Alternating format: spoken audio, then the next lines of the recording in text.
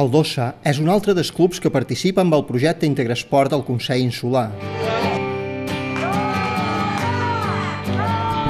Com la resta de clubs, el treball que es fa amb Integresport té com a principal objectiu oferir eines per a una formació esportiva basada en el creixement personal i emmarcada en valors socials i educatius.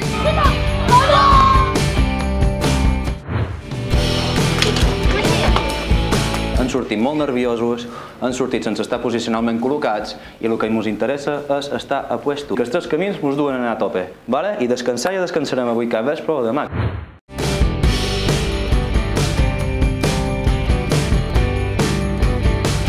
Una de les activitats que es proposa en aquest programa és el tercer temps en la competició, en la que es cerca un espai en el que els equips que han competit comparteixin la seva experiència viscuda i en la que els esportistes dels diferents equips tenen l'oportunitat de conèixer-se millor.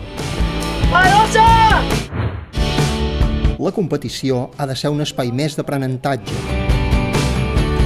Aquesta activitat es basa en un intercanvi de polseres Integresport, on el jugador d'un equip transmet al jugador de l'altre equip aspectes del seu joc que li han agradat molt. Ben jugat, ben jugat.